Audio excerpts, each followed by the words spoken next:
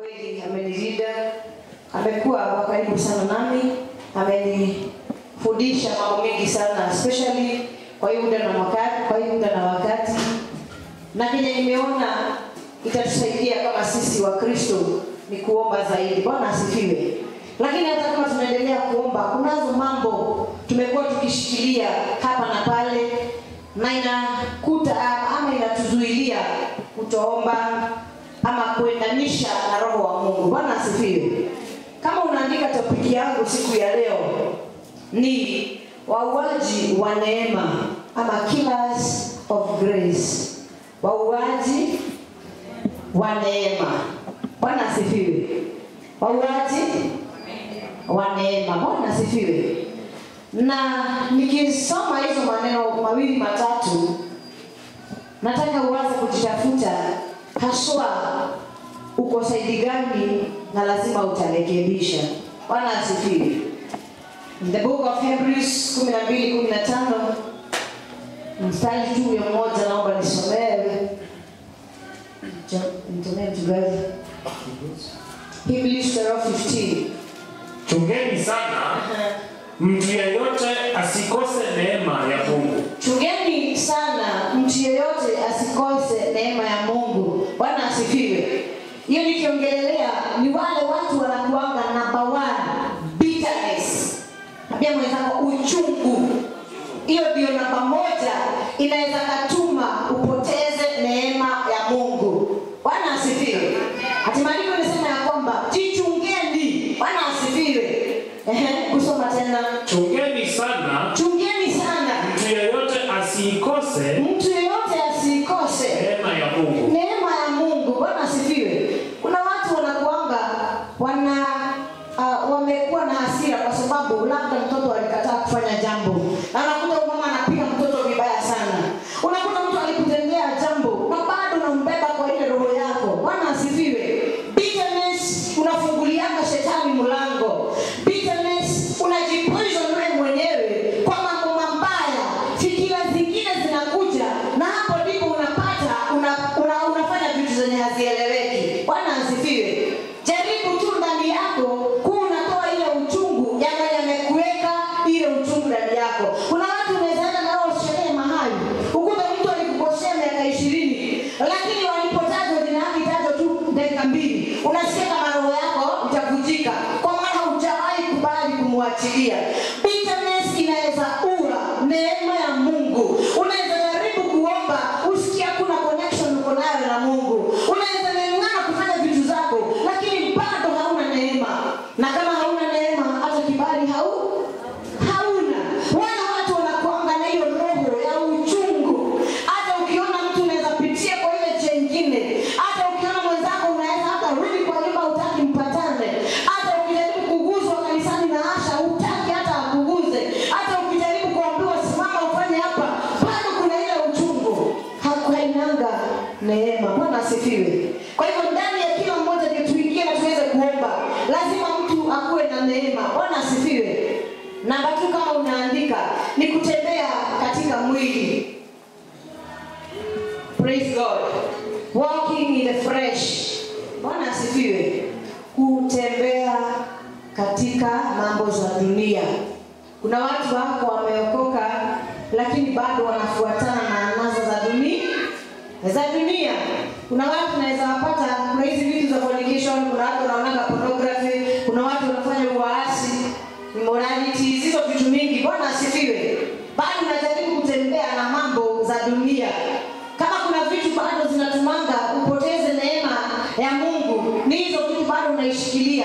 Kusengenyana, unakuta unadhaki mwenzako, yani unatukia tu mtu hivyo tu kule, unamuonea cha ubaya, amevaa vizuri leo utake kumwambia jambo. Bwana asifiwe. Vitu zingine mtu ni kama yeye mwenyewe anazibuild kwa roho yake. Na the moment unalingana na ile kitu, unapoteza neema ya Mungu. Bwana asifiwe. Nimesema ndaenda tu kwa haraka. Namba 3, kutegemea msimamo wako. Praise God. Kutegemea msimamo wako.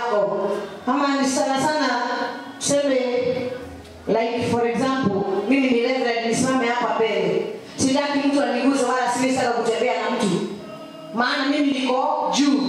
Bwana asifiwe. Bishop anasimama hapa hataki hata kusalimiwa, maana kuna level ya juu. Bwana asifiwe. Yaani wewe mwenyewe unajaribu kusimama na ile position yako, maana sasa wewe ni professor, ama wewe ni CEO, ama wewe ni tajiri sana. Bwana asifiwe. Unakaa ruta sasa, hata unatembea na zile gari kubwa sana, huwezi beba hata mshiriki kwa barabara. Bwana asifiwe. Nakumbuka kitambo wenye tumezaliwa Geshani, kukikuja tu mtu mgeni na gari, hata kukua maji kwa barabara hajali, yeye anapita tu na mwagikiwa, hataki kujua. Bwana asifiwe. Yaani kuna watu wanasimama na zile position zao, mtu anajigamba tu kwa ile kiti yako nayo, nimesoma sana. Bwana asifiwe. Mpaka niko na madigiri 7, so hakuna mtu anaweza niona. Wale watu nilikuta Mungu amewapea wale watu Mungu amewapea hata neema ya madhabahu wakiwa wameshuka. Kuna watu waangalie position zao, hata kama umetajirika aje, hata kama umesoma aje, ukishuka neema ya Mungu inakutosha. Unanyenyekea, unasema mimi ni bure tu, Mungu nitumie vile utakavyo. Kuna watu wanaweza kuta pia kwa maana sasa wameshuka kabisa, hawaoni position zao, kianza wanaoshaka kwa kanisa. Unakuta mtu nje ameweka gari pale nje na pia kuna dasta akiosha kanisa. Bwana asifiwe. Yaani hajali kenye yako nayo, lakini kuna wengine wanasimama kwa sababu ya zile position wako nazo. Praise God. Unapoteza neema ya Mungu. And the more unanyenyekea, unakumbuka you are hapo beginning, mahali ulianza. Labda ulizaliwa katika nyumba ya matope, Mungu akakuja kwa prayer ya mbao, kaenda mkajengewa ya mawe. Sasa hamna shida ya pesa, lakini ukinyenyekea bado Mungu anaendelea kuinua mtu. Praise God. So kwa kuwa na position, ukinyenyekea neema ya Mungu haitapotea, lakini ukiendelea tu vile unakuta neema ya Mungu huwa inapotea. Kitu kingine ni kiburi. Pia mwenzako pride. Pia mwenzako pride. James 4:6. Kiburi. Kiburi inaweza shikwa na kila mtu. Haleluya. Hakuna mtu hawezi shikwa na kiburi. Hata mtoto mdogo unakuta anasema mambo alininunulia nguo jana usiniguze. Kiburi inaweza ingia kila mahali. Bwana asifiwe. James 4:6 nasema aje? Yeye hutupatia neema zaidi. Hii ndio sababu maandiko yasema. Bwana asifiwe. Lakini yeye hutupatia neema zaidi. But ukiwa na kiburi hakuna mahali unaenda. For example, unaweza kukosa kuwa haujui kuna kiburi ndani yako, lakini kwa zile vitu unapatana nazo, umeinuliwa, unakuta maongeo inabadilikanga. Bwana asifiwe. Unakuta hata vikao ama vituo huu unabadilisha, maana hutaki kupitana na mtu fulani bado. Praise God.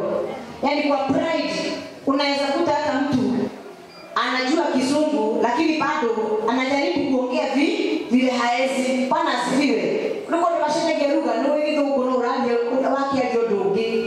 Tando ukigiteki kimwekio okay guru. Atero dogia davi mudogo ukirukia. Pride huwa inatuma neema ya Mungu ikuondokee. Bwana asifiwe. Na ndio maana Paulo alikuwa anasema hata kama mimi ni mkuu nanyenyekea kuwa mdogo. Praise God. Hata kama najua nakaa tu kama sijui. Bwana asifiwe. So ambie mwenzako neema ya Mungu ikutoshe na uwe huna kiburi. Nakimbia haraka. Namba nyingine sasa ndio nimalizie. It's negative speech. Maongeo tofauti na kenye iko. Bwana asifiwe. Kuna watu wamezoea Ephesians 4:29, Ephesians 4:29 and 30. Kuongea vitu tofauti na kile iko. For example, kuna watu ndio wako hapa na wako na kazi, lakini mtu akitokea kwa barabara anaenda akisema hata sijui leo kama nitauza. Ama unakuta mtu anaongea maongeo mbaya ya mwenzake. Tikana na kesho ya burukire. Praise God. Wacha naye ataendi mahali. Hata kama ataajiriwa tutamuona tu. Praise God. Leo hata kama atahubiri, tutaanza tuone kama Sunday atahubiri. Maongeo machafu. Unaongea mpaka kwa watoto wako. Unakuta mtoto amesoma vizuri lakini unamuonea tu ubaya. Mpaka unaongea ukisema tikana na pele kodo ageti Agithie. Kuna vitu unajiongelea ukisema hata shule hujui utalipa na nini, sijui ipo utalipa na nini. Hizo vitu hazitimia. Maana umeongea vitu zile ziko kwa mdomo wako. Tusomewe. Maneno mabaya yasitoke vinywani mwenu. Usikubali maneno mabaya itoke kwa vinywa zenu. Bwana asifiwe. Tika kuitikia kanwa lako kalie muhuhu. Bali yale yanayofaa kwa ajili ya kuwajenga wengine kulingana na mahitaji yao. Good. Ombea mwenzako mazuri, mnenee mazuri. Bwana asifiwe. Ninaona huu mwaka utabarikiwa. Ninaona huu mwaka utanunua gari. Ninaona huu mwaka hata utajenga. Naona hata tumebeba nilipotazama mapacha. Ninaona utaoleka. Ninaona ukienda mbali. Bwana asifiwe. Ninaona siku hizi utakuwa ukiomba vizuri. Praise God. Unasema tu kama Paulo, naweza fanya vitu vyote. Bwana asifiwe. I can do all things like Christ. Mwenye ananipatianga nguvu. Bwana asifiwe. So ukiwa hapo na unajua hizo vitu zote, unafaa kuwa mzuri kuliko beleni. Ndio neema ya Mungu ikutosha. Bwana asifiwe. So tumesema kuongea negative speeches, negative words. Vitu zenye sasa zinaudhi, vitu zenye zinaweza sumbua maisha. Yeye anajitabirianga mabaya.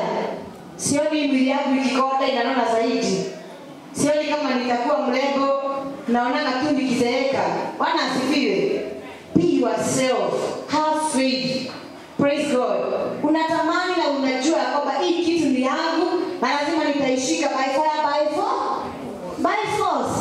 Unakuta hizi ni promotion na bado hakuna kitu imetajwa, but ninaamini nitaipata by fire by force. So ya mwisho kabisa yenye nataka kumalizia nayo ni unbelief. In the book of Hebrews 3:8. Unbelief. Kuto ameni. Hebrews 3:8 tusonge mpaka 12. Msifanye mioyo yenu migumu kama mlivyofanya katika uasi wakati ule wa kujaribiwa jangwani, ambapo baba zenu walinijaribu na kunipima, ingawa kwa miaka 40 walikuwa wameyaona matendo yangu. Hiyo ndiyo sababu nilikasirika kizazi kile, nami nikasema, siku zote mioyo yao imepotoka, nao hawajazijua njia zangu. Hivyo nikatangaza kwa kiapo katika hasira yangu, kamwe hawataingia rahani mwangu. Ndugu zangu, chungeni asiwepo miongoni mwenu mtu mwenye moyo muovu usioamini, unaojitenga na Mungu aliye hai. Hebu kuza mwenzako mwambie kuanzia leo anza kujiamini na kuaminika. Hebu imagine mtu kama Lazarus, wakati alipokufa, Yesu alipoambiwa, alisema aje? Lazaro ni kulala amelala? Si ndio? Si angetoa sauti aseme Lazaro amekufa, ndio watu wakufe roho. Baada alipofika mahali alipata amewekelewa. Kwa hiyo mochele ilikuwa hiyo wakati, hata yeye mwenyewe alishtuka. But what happened? Wafuasi wake walipomwangalia, waliona kama anachizi.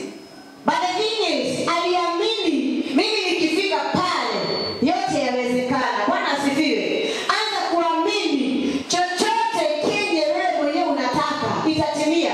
Yesu angeangalia ile dhihaka na ile kusurubiwa na ile mambo yote alipitishiwa, alafu akumbuke ile kazi alikuwa amefanyia watu, angesema wote wauawe. Lakini kwa sababu aliamini atafufuka siku ya 3. Bwana asifiwe. Ndio maana alikuwa anasema amini. Wacha kutoamini. Bwana asifiwe. Kwa chochote kenye unafanya, aidha ni ngumu, aidha ni rahisi, kuwa mwaminifu. Bwana asifiwe. Kwa hivyo nakuombea tu roho yako Mungu aisaidie. Iondoe namba 1. Tumesema namba 1. Tumeanza na wale wanaandika namba 1 tuondoe bitterness. Number 2, walking in the flesh. Number 3, yes, Usijitegemee, usiangalie cheo zako. Number 3, pride. Na Kiswahili kiburi. Number 4, negative speech. Number 5, unbelief. Hizo vitu zote uanze kuziona na kuzibadilisha kwa maneno na kwa maombi. Ndio neema ya Mungu ikutoshe. Ndio ukitembea ukifanya kila kitu, Mungu anasimama pamoja na wewe. God bless you. Tusimame na